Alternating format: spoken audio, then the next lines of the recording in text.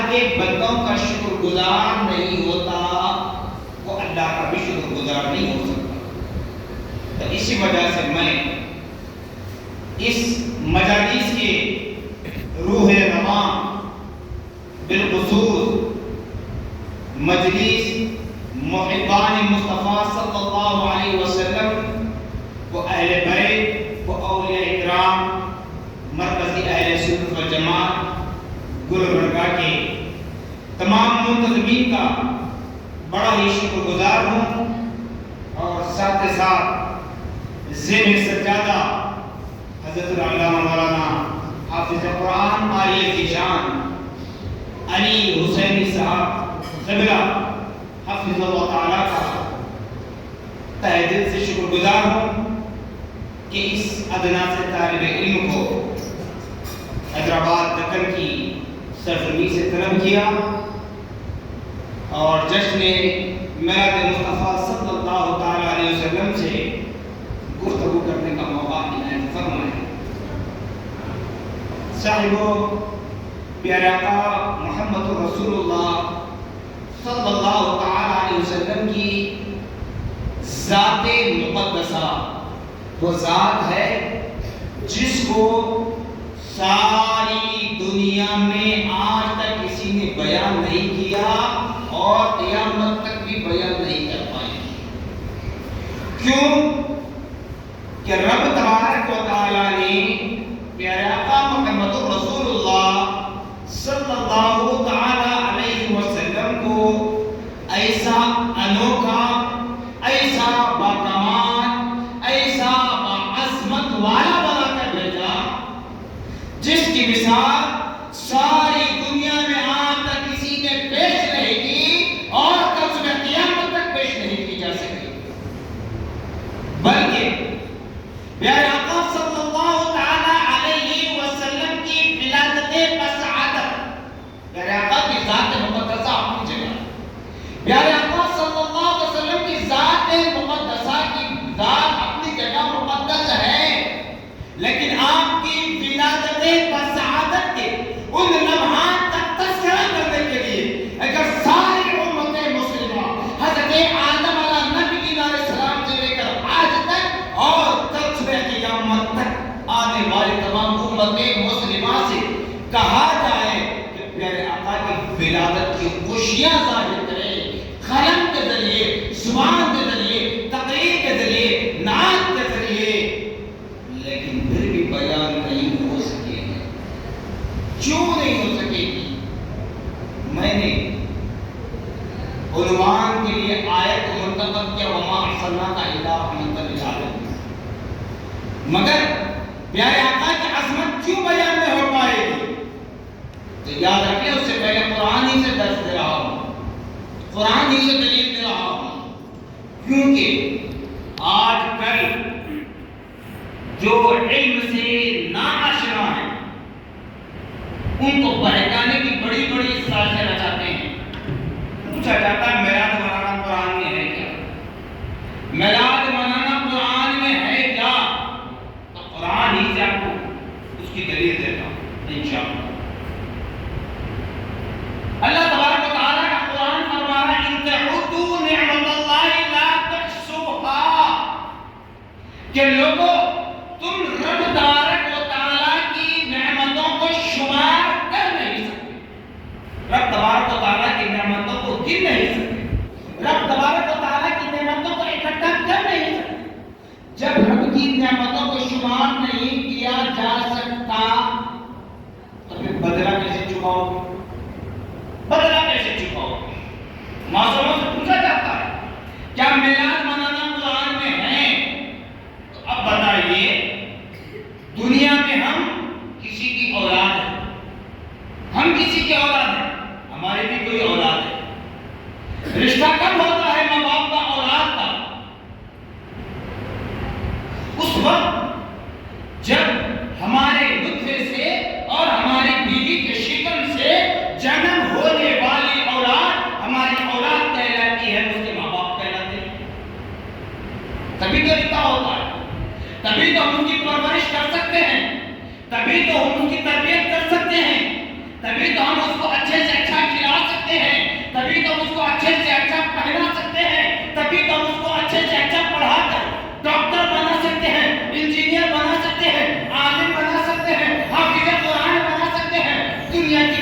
بھی اس کو دلا سکتے ہیں. کب؟ جب وہ ہمارے نطفے سے، ہماری بیوی کے شکم سے جنم لے تب. اس سے پہلے ہم کچھ کر سکتے؟ ساری نعمتیں اپنی جگہ. میں نے کہا کہ قرآن سے دلیل دے رہا ہوں، اپنے پلے باندھ لے. مگر میرا رب وہ ہے جو جہاں پر جس جگہ کوئی ایک لقمہ دے نہیں سکتا، ایک پانی کا ڈراپ نہیں پلا سکتا، اس جگہ میرا رب ہم کو غذا دے رہا ہے. اس جگہ کے میں ہمارا رب غذا دے رہا ہے.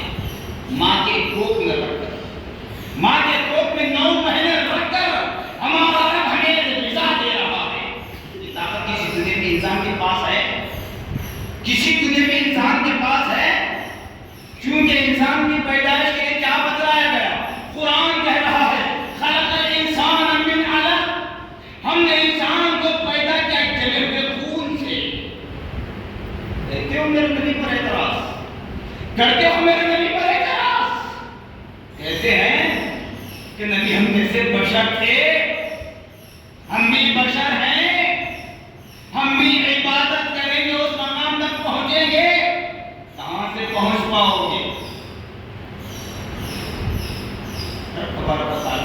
ماں کا پیٹ میں رکھ کر غذا دے رہا ہے تو اس پہ احسانات کا بدلہ چکا سکتے ہو؟ نہیں چکا سکتے.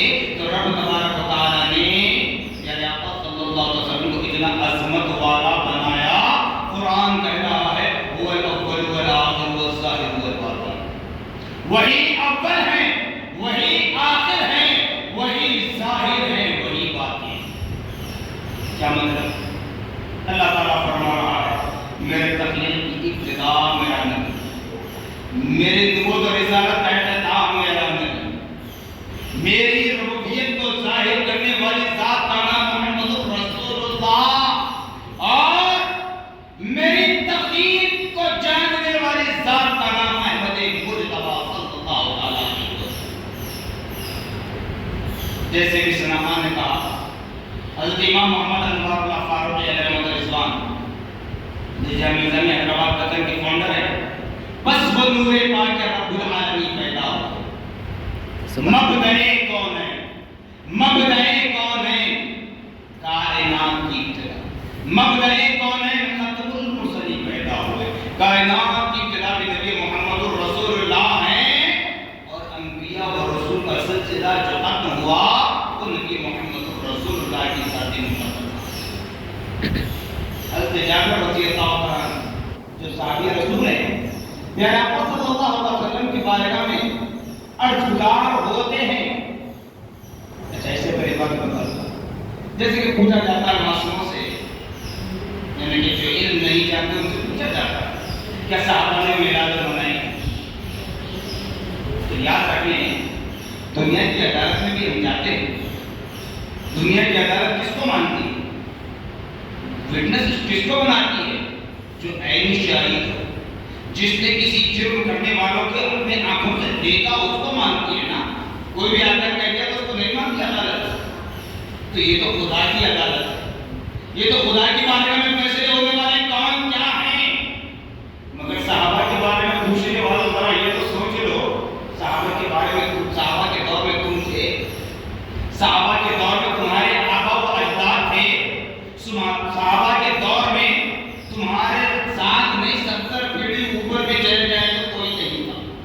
تم صحابہ کے نام کو کیسے پوچھتے ہو؟ صحابہ کا ادب معلوم؟ پیارے آقا سے صحابہ کس طرح محبت کرتے تھے، پیارے آقا سے صحابہ کس طرح ادب کیا کرتے تھے.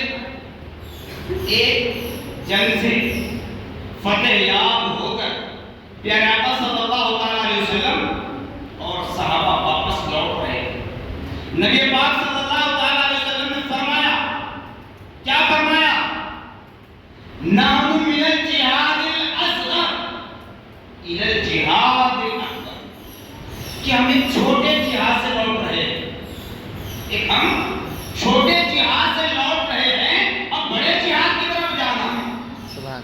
اب بتاؤ، دشمن سے مقابلہ ہو رہا ہے، جان کی بازی ہو رہی ہے، تیر و تلوار کے سائے میں زندگی کٹ رہی ہے، اس کو نبی فرما رہے چھوٹا کیا ہے.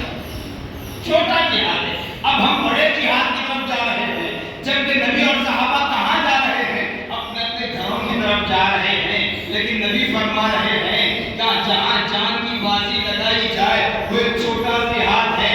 جب ہم گھروں کی طرف لوٹ رہے ہیں، نبی فرما رہے ہیں کہ ہم بڑے جہاد کی طرف جا رہے ہیں. صحابہ کی محبت دیکھیں، صحابہ نے یہ نہیں کہا یا رسول اللہ صلی اللہ علیہ وسلم ہم نے اپنی جان کی پرواہ نہیں کی، ہم نے نہیں دیکھا کہ ہمارے ماں باپ کا سایہ ہم سے اڑ جائے گا، ہم نے نہیں دیکھا ہمارے ماں باپ کی گود اجڑ جائے گی، ہم نے یہ نہیں دیکھا کہ ہماری بیویاں بیوہ ہو جائے گی، ہم نے یہ نہیں دیکھا ہمارے بچے یتیم ہو جائیں گے، ہم نے جان کی بازی لگا دی. یا رسول اللہ صلی اللہ علیہ وسلم ہم نے جنگ کو جیت لیا. آپ فرما رہے ہیں وہ چھوٹا جہاد تھا، اب بڑے جہاد کی طرف جانا ہے. وہ بڑا جہاد کیا ہے؟ اس جنگ سے بڑا جہاد کیا ہے؟ صحابہ نے نہیں کہا، بس دل میں سوچ رہے تھے. میرے پیارے آقا صلی اللہ علیہ وسلم کے علم غیب کو بھی نہیں مانتے بعض لوگ. پیارے آقا صلی اللہ علیہ وسلم کے سامنے صحابہ کے عرض نہیں کرتے، اپنے دلوں میں سوچ رہے ہیں. پیارے آقا صلی اللہ علیہ وسلم پلٹ کر کہتے ہیں اے میرے جانسار صحابہ سنو، جب تم اتنے دنوں کے بعد گھر لوٹ رہے ہو، اتنے دنوں کے بعد گھر لوٹ رہے ہو، اپنے ماں باپ کی گود میں جا بیٹھو گے، اپنے بیوی بچوں کو اپنے گلے سے لگاؤ گے، کہیں ایسا نہ ہو نماز کا وقت ہو جائے، ماں باپ کے لاڑ و پیار میں، بیوی بچوں کے لاڑ و پیار میں اپنی نمازوں کو قضا ہونے نہ دینا، اپنی نمازوں کو قضا ہونے نہ دینا. یہ سب سے بڑا جہاد ہے.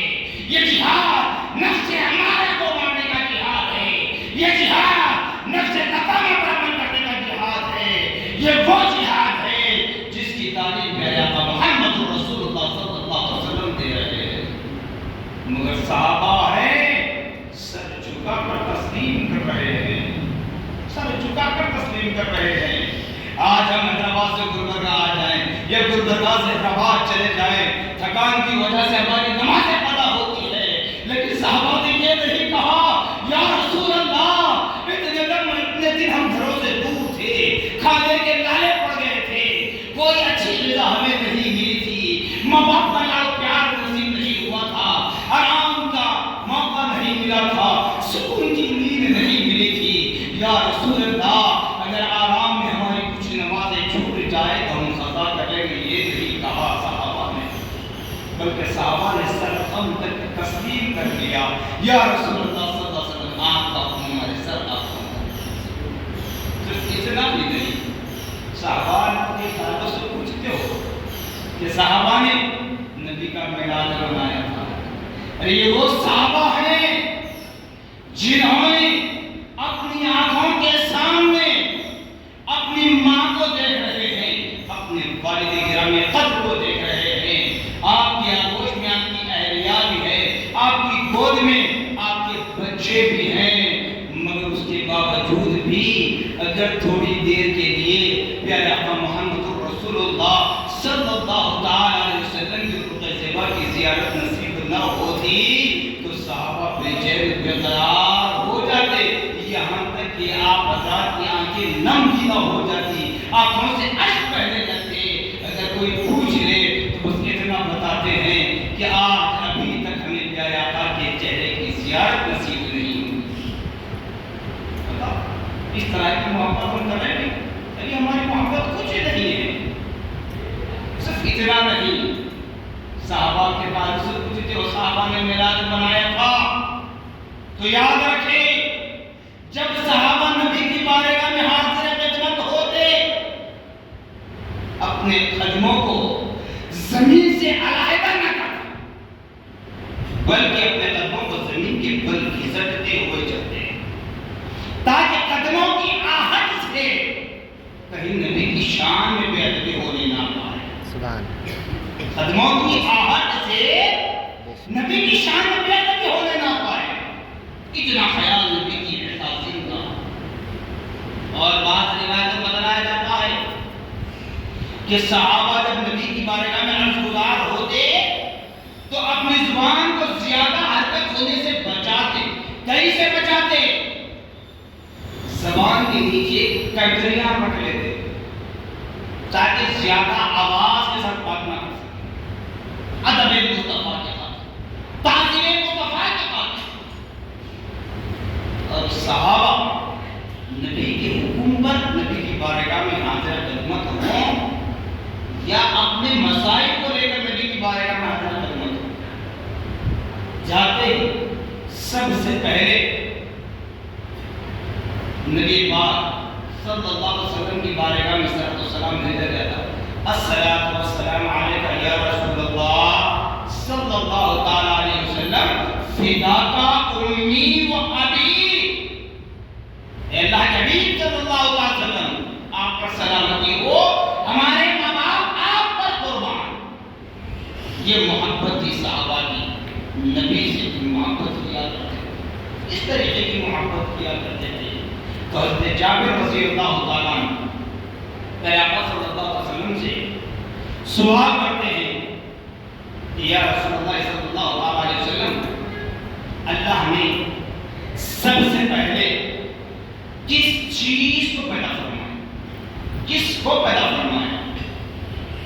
تو پیغمبر صلی اللہ علیہ وسلم ارشاد فرماتے ہیں کہ نبوت والی زبان سے اول ما خلق اللہ نوری، اے جابر اللہ نے سب سے پہلے میرے نور کو پیدا فرمایا، میرے نور کو پیدا فرمایا، وہ الاول والآخر، میرے نور کو پیدا فرمایا، پھر میرے نور میں حصے کیے۔ مشہور بات بتائی جاتی ہے کہ نبی پاک صلی اللہ تعالی علیہ وسلم کے نور مبارکہ میں 4 حصے کیے گئے، ایک حصے سے عرش کرسی، دوسرے حصے سے لوح و قلم، تیسرے حصے سے جنت اور دوزخ، چوتھے حصے سے ساری کائنات کو بنایا گیا۔ تو اندازہ کریں ساری زمین جتنی بڑی ہے اتنی ہی بڑی جنت اور دوزخ، جتنی بڑی زمین ہم دیکھتے ہیں اتنا ہی بڑا لوح و قلم ہے جس پر ہماری تقدیر لکھی ہوئی ہے، جتنی زمین ہم دیکھتے ہیں اتنا ہی بڑا عرش کرسی ہے۔ یہ سب پیارے آقا صلی اللہ علیہ وسلم کے نور سے بنایا۔ اب بعض حضرات قرآن پاک کی اس آیت مبارکہ کو لے کر کہتے ہیں اول والآخر والظاہر والباطن سے مراد رب تبارک و تعالیٰ، رب تبارک و تعالیٰ کو خیر کر اس کا مطلب رب تبارک و تعالیٰ کی ذات مقدسہ قادر مطلق ہے، وہ ہر چیز سے پاک ہے۔ اسی لیے کہا جاتا ہے علماء حق، علماء ربانی کی، مفسرین ربانی کی، عشاقان مصطفیٰ کا ترجمہ پڑھیں تو معلوم ہوگا هو الاول والآخر والظاہر والباطن، یہ کس سے کہا گیا؟ قرآن اللہ کا کلام، یہ آیت مبارکہ کا شأن نزول بتلاتا ہے کہ یہ آیت مبارکہ پیارے آقا محمد رسول اللہ صلی اللہ تعالی علیہ وسلم کے لیے نازل ہے، پیارے آقا کی عظمت کو بتلانا مقصد ہے۔ اللہ نے بھی فرمایا، حدیث قدسی میں آتا ہے لولا انما خلقت الاخلاق، اے حبیب اگر آپ کو پیدا کرنا مقصد نہ ہوتا تو میں کائنات کا ذرہ ذرہ پیدا نہ کرتا، آپ کو پیدا کرنا مقصد اس لیے میں نے کائنات کو پیدا کیا۔ صرف اتنا ہی نہیں، میلاد مصطفیٰ کے لیے قرآن ہی سے آپ کو بتاتا چلا، اللہ تبارک و تعالیٰ نے نبی کو تو فرما دیا اول اول والآخر والظاہر والباطن۔ اب دنیا کا وجود بخشنا ہے، دنیا کو پیدا کرنا ہے۔ زمین و آسمان نہیں تھے اس وقت نبی بنائے گئے، شجر و حجر نہیں تھے اس وقت نبی بنائے گئے۔ اب زمین پر یہاں پر یہ بات بڑے ہی ذمہ داری کے ساتھ کہتا ہوں، برادران وطن ہوتے برادران اسلام کو جو کہتے ہیں یہ صرف 1400 سال پرانا اسلام ہے، نہیں، اسلام اس وقت سے ہے جب ابھی زمین کو پیدا نہیں کیا گیا تھا، آسمان کو بنایا نہیں گیا۔ زمین پر سب سے پہلا نائب اللہ نے اپنا بھیجا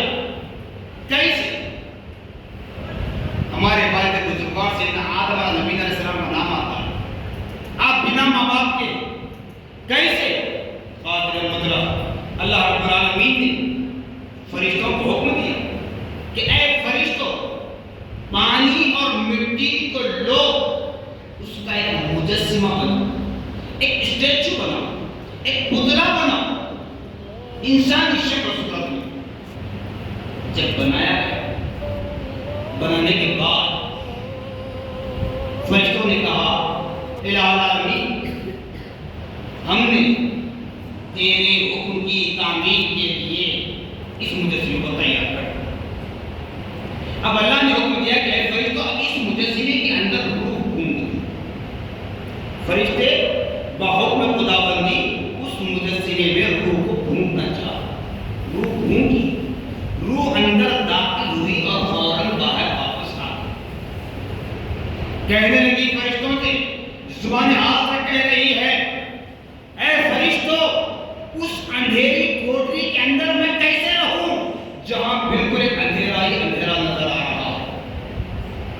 فرشتے مایوس ہونے لگے، پریشان ہو رہے ہیں، کیا ہم سے غلطی ہو گئی، کیا ہم سے خطا ہو گئی؟ روح واپس آ گئی، شکایت کر رہی کہ بالکل اندھیرا ہے۔ رب کے حضور میں عرض گزار ہوتے ہیں فرشتے، کہتے مولا ہم نے تیرے حکم پر روح کو پھونکا لیکن روح باہر واپس آ گئی اور کہہ رہی کہ اس اندھیری کوٹری میں کیسے رہوں؟ تب رب تبارک و تعالیٰ فرماتا ہے فرشتوں کو جاؤ۔ پھر کچھ دیر کے بعد اللہ تعالیٰ نے فرشتوں سے پھر کہا کہ اے فرشتوں روح کو دوبارہ پھونکا جائے۔ جب روح دوبارہ پھونکی گئی، انہی فرشتوں نے پھونکا تو روح اندر چلی گئی، اجالا ہی اجالا، روشنی ہی روشنی پالی اور اندر اپنا مسکن بنا لی۔ اب باہر آنے کے لیے تیار نہیں تھے۔ فرشتے پھر بھی حیران ہیں، باہر آ کر شکایت کری تب بھی حیران تھے، اب اندر جا کر اپنا مسکن بنا لی، روشنی ہی روشنی پالی۔ حیران ہو کر پوچھنے لگے باری تعالیٰ ماجرا کیا ہے؟ پہلی مرتبہ بھی تیرا ہی حکم تھا روح پھونکنے کا، ہم نے پھونکی لیکن واپس آ گئی، شکایت کی۔ دوسری مرتبہ بھی تیرا ہی حکم تھا، ہم نے روح کو تو پھونک دیا، وہ اندر چلی گئی، اپنا مسکن بنا لیا، واپس آنے کے لیے تیار نہیں ہے۔ رب تبارک و تعالیٰ نے فرمایا اے فرشتوں جب پہلی مرتبہ روح تم نے پھونکی تھی اس وقت مجسمہ تھا، اور دوسری مرتبہ میں نے جب روح پھونکنے کا حکم دیا اس مجسمے کی پشت پر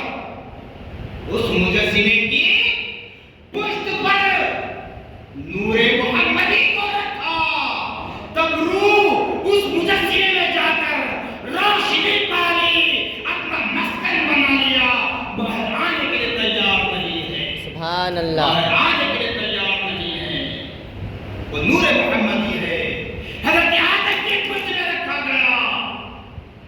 پھر قرآن کہتا ہے وَإِذْ قُلْنَا لِلْمَلَائِكَةِ اسْجُدُوا لِآدَمَ فَسَجَدُوا إِلَّا إِبْلِيسَ۔ قرآن کہہ رہا ہے، پوچھتے ہو نا نبی کا میلاد منانا قرآن میں ہے کیا؟ میں آج کی بات نہیں کر رہا ہوں، کسی مفتی کا فتویٰ نہیں سنا رہا ہوں، کسی عالم کا قول نہیں سنا رہا ہوں۔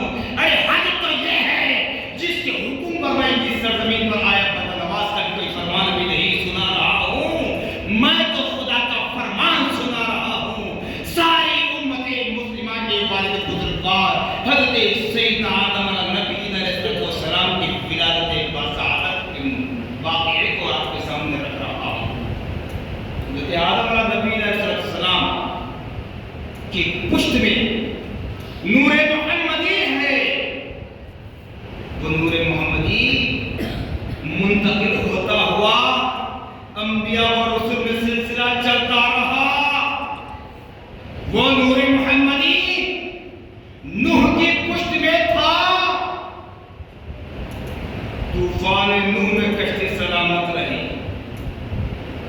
کہنے والے کہتے ہیں بزرگان دین تھپیڑیوں پر تھپیڑیاں کھا رہی ہے پر کشتی سلامت چل رہی ہے۔ وہ نور محمدی حضرت ابراہیم میں تھا جس کو آگ جلا نہ سکی، وہ نور محمدی حضرت موسیٰ کی پشت میں تھا، فرعون نے دن پیچھا کیا پھر بھی ہار ماننا پڑا. وہ نور محمدی عیسیٰ کی پشت میں تھا، تبھی تو روح اللہ بنایا گیا. الغرض یا آقا محمد رسول اللہ صلی اللہ علیہ وسلم کا نور رکھنے کے بعد روح نے اندر اجالا پا لیا. حضرت آدم علیہ نبینا علیہ السلام کو جنت کی سیر کرائی گئی. دوزخ کا مشاہدہ بھی ہوا. جب جنت کی سیر کرائی گئی تو آپ نے ملاحظہ کیا جنت کے باب داخلے جنت کی مین گیٹ پر لا الہ الا اللہ محمد رسول اللہ صلی اللہ علیہ وسلم. آپ دیکھیں باتیں بہت کرتے ہیں کرنے والے. میں آپ کے سامنے بھی صرف قرآن کہہ رہا ہوں. انکار کرتے ہیں تو کر لیں ابھی بھی. جاؤ اپنے انجام. میں نے کہتا ہوں انجام کیا ہوگا کیونکہ میں رحمت اللہ علیہ کا ذکر کرنے کے لیے بیٹھا ہوں. وہ انجام تم کو معلوم ہوگا میدان محشر میں. یہاں تم اپنی بہت بڑائی سمجھتے ہوں گے، شرک اور بدعت کہتے ہو میراد مصطفیٰ کو، لیکن حضرت سیدنا آدم علیہ نبی علیہ السلام کا واقعہ ہی بتاؤں گا میں ابھی کہ جب حضرت آدم نے دیکھا جنت کی باب داخلے پر لکھا تھا لا الہ الا اللہ محمد رسول اللہ. جنت کے در و دیوار پر دیکھا لا الہ الا اللہ محمد رسول اللہ. جب جنت کی طرف پر دیکھا لا الہ الا اللہ محمد رسول اللہ. جنت میں جو نہریں جاری ہیں اس نہروں پر لکھا تھا لا الہ الا اللہ محمد رسول اللہ. یہاں تک کہ بتلایا جاتا ہے جنت میں جو حوریں ہیں حوروں کی جبینوں پر لکھا تھا لا الہ الا اللہ محمد رسول اللہ. یہاں تک بتایا جاتا ہے آنکھ کے اندر جو کالی پتلی ہوتی ہے ان کالی پتلیوں کے اندر بھی حضرت آدم نے مشاہدہ کیا لا الہ الا اللہ محمد رسول اللہ لکھا ہوا ہے. اور اللہ تعالیٰ فرماتا ہے میرے انبیاء معصوم نہیں، گناہ ہے ان سے کوئی گناہ سرزد نہیں ہوتا، ان سے کوئی گناہ سرزد نہیں ہوتا. میرا پیغام پہنچانے میں نہ کمی کرتے ہیں نہ تو زیادتی کرتے ہیں. مگر بڑا منظر سوچنے کا موقع ہے.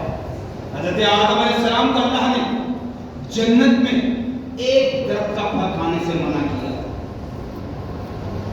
کوئی حرام درخت نہیں تھا، حرام پھل نہیں لگا تھا، اس کو حلال تھا. لیکن اللہ تعالیٰ یہ سب کیوں کیا؟ تاکہ ہم جیسے گناہ گاروں کو بتانے کے لیے رب کی ربوبیت کیا ہے، مصطفیٰ کی عظمت کیا ہے، مصطفیٰ کا وسیلہ لینا کیا ہے، یہ رب تبارک و تعالیٰ بتانا چاہ رہا تھا. حضرت آدم سے کہا کہ آدم اس درخت کا پھل نہ کھا. اللہ تعالیٰ جانتا ہے یہ میرا پہلا خلیفہ ہے، میرا پہلا نائب ہے، یہ میری نافرمانی نہیں کر سکتا. تھوڑی دیر کے لیے شیطان کو وہاں پر غالب کر دیا. غالب کیا تو شیطان کیا کیا معلوم؟ کہنے لگا اے آدم اگر آپ ہمیشہ جنت میں رہنا چاہتے ہیں تو درخت کا پھل کھا. کیونکہ اللہ نے آپ کو پھل کھانے سے اس لیے روکا کہ تم پھل کھا لیں گے تو اللہ تعالیٰ جنت سے نکال دیں گے. اگر جنت میں رہنا چاہتے ہیں تو پھل کھا لیں. اگر اللہ کے حکم کی تعمیل کرنا ہے پھل نہیں کھائیں گے تو دنیا میں بھیجے جائیں گے. تھوڑی دیر میں شیطان غالب آیا، حضرت آدم نے پھل کھا لیا. گندم کا درخت بتایا جاتا ہے روایتوں میں، کھا لیا. اللہ تعالیٰ نے دنیا میں بھیجا. اللہ معاف کرے استغفر اللہ اعوذ باللہ معاذ اللہ، کوئی ذلت اور رسوائی میں نہیں بلکہ اس غلطی آدم میں خود خدا کی رضا شامل ہے. اس غلطی آدم میں خود خدا کی رضا شامل ہے. کیوں اتنی بڑی جنت بنائی گئی تو کیا اتنی بڑی جنت صرف آدم اور حوا کے لیے؟ پھر بعد میں آنے والی نسلیں کہاں جائیں جو زہد و تقوی اختیار کرنے والے ہیں، اللہ تعالیٰ کی نامحرمان بندے ہیں، وہ کہاں جائیں؟ تو حضرت آدم علیہ السلام کی غلطی نہیں ہے، اس غلطی آدم میں خود خدا کی رضا شامل ہے. مگر حضرت آدم علیہ السلام اس دنیا میں آئے، بھیجے گئے. دنیا میں آنے کے بعد رب کے حضور میں دعا کر اللہ معاف کرے میں کسی تنگ نہیں کر رہا ہوں، مجھے معاف کرنا، مثال دے کر سمجھا رہا ہوں تاکہ ذہن کھل جائے. کیا ہمارے معاشرے میں کوئی شراب پینے والا نہیں ہے؟ کیا ہمارے معاشرے میں کوئی زنا کرنے والا نہیں ہے؟ کیا ہمارے معاشرے میں کوئی چوری کرنے والا نہیں ہے؟ خط و غارت کرنے والا نہیں ہے؟ دھوکہ فریب دینے والا نہیں ہے؟ بھائی بہنوں کی حق تلفی کرنے والا نہیں ہے؟ ماں باپ کی نافرمانی کرنے والا نہیں ہے؟ سب کچھ ہے. لیکن اس کے باوجود بھی ہم دعا کرتے ہیں، توبہ استغفار کریں تو کتنی دیر کریں گے؟ توبہ کتنی دیر کریں گے؟ 5 منٹ 10 منٹ. اگر امام صاحب عیدین کی رات، شب میلاد، معراج، برات، قدر، عاشورہ، یوم الاضحیٰ میں اگر 15-20 منٹ اگر دعا کر لیں امام صاحب، تو پیچھے سے ہم پڑھ کر کہتے ہیں مصعب اتنی لمبی دعا کر دی ہمارے کو جانا ہے، اتنا بہتر ہم ہوتے ہیں. مگر اللہ تعالیٰ کتنا آزما رہا ہے. اللہ تعالیٰ نے فرما دیا لا یکلف اللہ نفسا الا وسعها. میں اپنے بندے کو اتنی ہی تکلیف دیتا ہوں جتنا جو برداشت کر سکتا ہے، جتنا اس کے پاس صبر کا مادہ، اس کے پاس صبر سے زیادہ میں تکلیف نہیں دیتا اللہ کا پاس. تو حضرت آدم علیہ السلام دنیا میں آنے کے بعد رب تبارک و تعالیٰ کی بارگاہ میں التجا کرنے لگے، مولا مجھے معاف فرما، میری غلطی کو معاف فرما، اغفر ذنوبی. کب تک کہے؟ 360 سال، 360 ایئرس، 360 سال تک رب کی بارگاہ میں التجا کرتے رہے، روتے رہے، مولا مجھے معاف فرما، مولا مجھے معاف فرما. لیکن اللہ تعالیٰ معاف نہیں کر رہا ہے. جب اللہ تعالیٰ ہم جیسے گناہگاروں کے کیا کہہ رہا ہے؟ اے بندو میں تم پر 70 ماہوں سے زیادہ محبت کرنے والا ہوں. سبحان اللہ. اے بندو میں تم پر 70 ماہوں سے زیادہ محبت کرنے والا ہوں. تو مولا وہ تو آدم ہے، تیرا سب سے پہلا خلیفہ ہے، پھر معاف کیوں نہیں کیا؟ تیرا وعدہ ہے، تیرا فرمان ہے کہ میرے انبیاء و رسول معصوم ہوتے ہیں، بے گناہ ہوتے ہیں، ان سے کوئی گناہ سرزد نہیں ہوتا. میرا پیغام پہنچانے میں نہ کمی کرتے ہیں نہ زیادتی کرتے ہیں. مولا پھر حضرت آدم کو 360 سال تک کیوں رلایا مولا؟ قرآن کہتا ہے حد ادب، ادب کا مقام ہے.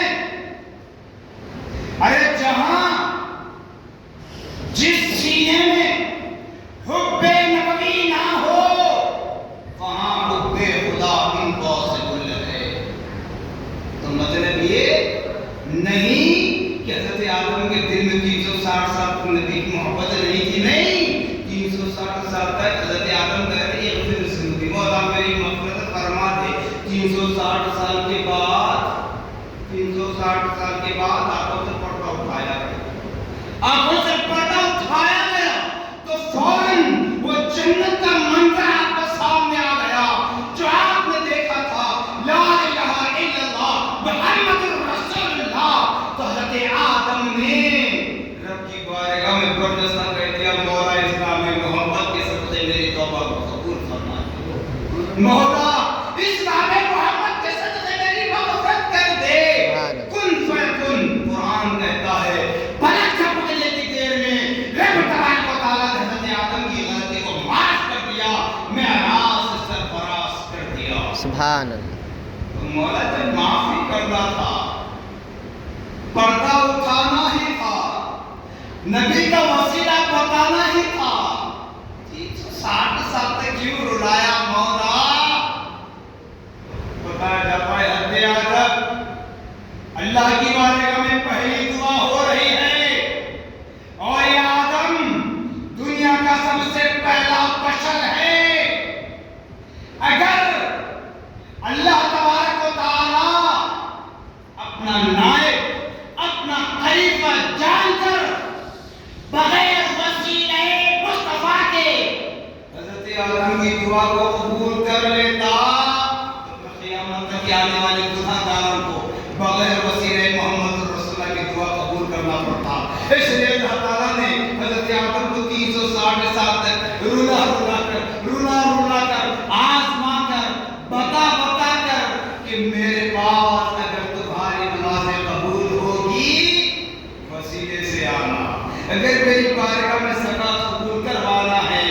میرے حبیب کا وسیلہ لے کر آنا. اگر میرے بارگاہ میں تمہارا حج قبول کروانا ہے نبی کا وسیلہ لے کر آنا. اگر میری بارگاہ میں اپنے روزے قبول کروانا ہے نبی کا وسیلہ لے کر آنا. اگر میری بارگاہ میں تمہارا مسجد بنانا، مدرسہ بنانا، درگاہ بنانا، خانقاہ بنانا، سارے اعمال صالحہ اگر قبول کروانا ہے محمد رسول اللہ کا وسیلہ لے کر آنا. بغیر وسیلے مصطفیٰ کے کوئی عمل نہیں ہے. اسی لیے آپ دیکھ لیں اذان پڑھی جاتی ہے، پہلے کلمہ آتا ہے اشہد ان لا الہ الا اللہ. اقامت پڑھی جاتی ہے، پہلا کلمہ آتا ہے اشہد ان لا الہ الا اللہ. کسی کو دعوت اسلام کراؤ کلمہ پڑھایا جاتا ہے لا الہ الا اللہ، پہلا جملہ بتاؤ. کیوں؟ آپ پیران طریقت کے حلقوں میں بیٹھتے بھی ہیں جہاں پیر و مرشد کہتے ہیں افضل الذکر لا الہ الا اللہ. لا الہ الا اللہ کی ضرب لگائی جاتی ہے، لا الہ الا اللہ ضرب لگائی جاتی ہے، لگائی جاتی ہے، لگائی جاتی ہے. قریب 100 مرتبہ لا الہ الا اللہ، لا الہ الا اللہ کا فکر کیا جاتا ہے. اس کے بعد پیر و مرشد آہستہ سے کہتے ہیں محمد رسول اللہ. کیوں؟ اس لیے لا الہ الا اللہ کی ضربے تم اپنے دلوں پر جتنے لگاؤ گے اتنا تمہارا دل کشادہ ہوگا، اتنا تمہارا دل پاک و صاف ہوگا، اتنا تمہارا دل نبی کی محبت کو اپنے مسکن بنانے کا موقع مل جائے گا.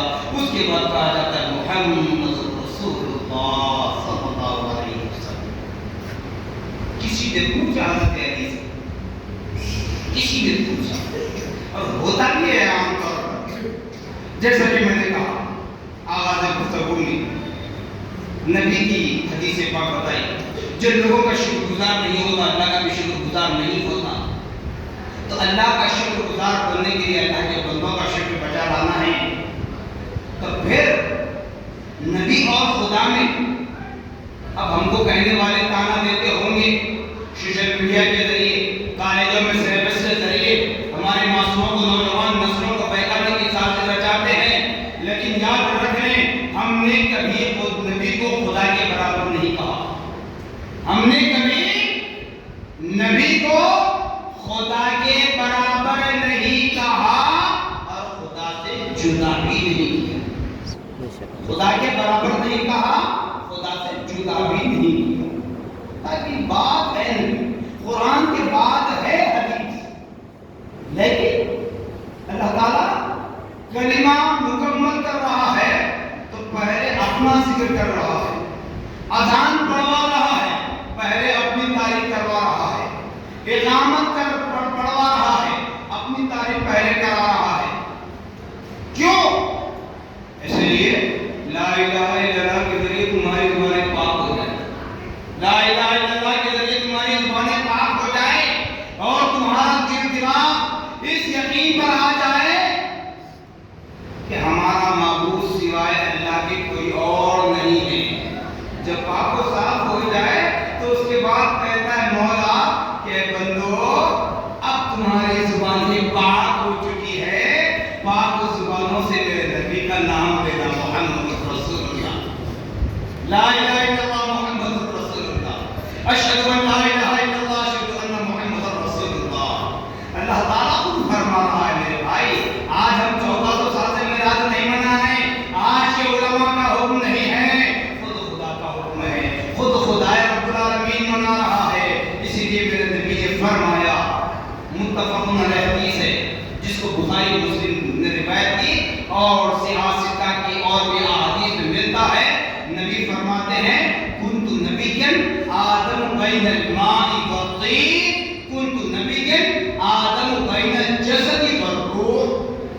میں اس وقت بھی نبی تھا جس وقت بھی آدم پانی اور مٹی کے درمیان تھے. میں اس وقت بھی نبی تھا جس وقت آدم روح اور جسم کے درمیان تھے. یہ ظاہری اعتبار سے آج ہم بند ولادت نبی صلی اللہ علیہ وسلم منا رہے ہیں، لیکن بات انہی اعتبار سے دیکھیں، بالکل آخری بات کہتا ہوں مقبرہ نماز کا، حضرت جبریل علیہ السلام، آپ نے بارہ سنا ہی ہوگا، جبریل سے نبی پوچھتے ہیں اے جبریل بتا تمہارے کیا ہوں گے، کیونکہ سردار الملائکہ ہے، تمام انبیاء اور رسول کے پاس، حضرت آدم تا حضرت عیسیٰ تو نبی محمد رسول اللہ کے پاس خدا کا پیغام پہنچایا کرتے تھے، اللہ کی وحی لا کر دیا کرتے تھے۔ نبی پوچھ رہے ہیں بھائی جبریل عمر کیا ہے؟ تو جبریل فرماتے ہیں یا رسول اللہ صلی اللہ علیہ وسلم مجھے میری عمر کا اندازہ نہیں ہے، ہاں بس اتنا یاد ہے کہ آسمان پر 70,000 سال میں ایک مرتبہ 17,000 ایئرز میں ون ٹائم آسمان پر ستارہ چمکتا ہے، جس کو میں نے 72 مرتبہ دیکھا، 72 ٹائم دیکھا۔ سبحان اللہ، کیا کیلکولیشن ہے، میتھمیٹکس کا پروفیسر بھی حساب نہیں کر سکتا۔ 70,000 سال میں ایک مرتبہ وہ ستارہ چمکتا جس کو جبریل نے 72 مرتبہ دیکھا۔ تو نبی نے پوچھا اے جبریل اگر وہ تارہ نظر آ جائے تو کیا پہچانو گے؟ تو جبریل نے کہا یا رسول اللہ اگر تارہ نظر آ جائے تو پہچان لوں گا۔ اتنا کہہ کر میرے نبی نے اپنے نبوت والی پیشانی سے اپنے امام شریف کو تھوڑا سا پیچھے کیا، پیشانی نبوت نے جبریل نے وہ تارہ دیکھا جو 70,000 سال میں منتظر چمکا، سبحان اللہ، وہ نور محمدی صلی اللہ علیہ وسلم۔ بس میلاد منانے پر کیا ہوتا ہے، وہ آخری بات سن لیں، زندگی ہم زندہ ہیں نبی کی میلاد منائیں گے۔ یہ معصوم بچے بیٹھے ہیں، ان کو ہم سکھا کر جائیں گے کہ کھانے کے لیے اگر دانہ نہ ملے، پانی کے پینے کے لیے پانی نہ ملے، سر چھپانے کے لیے سایہ نہ ملے، بدن ڈھانکنے کے لیے کپڑا نہ ملے، لیکن نبی کا دامن اپنے ہاتھوں سے جانے نہ دینا، نبی کا دامن اپنے ہاتھوں سے جانے نہ دینا۔ کیوں؟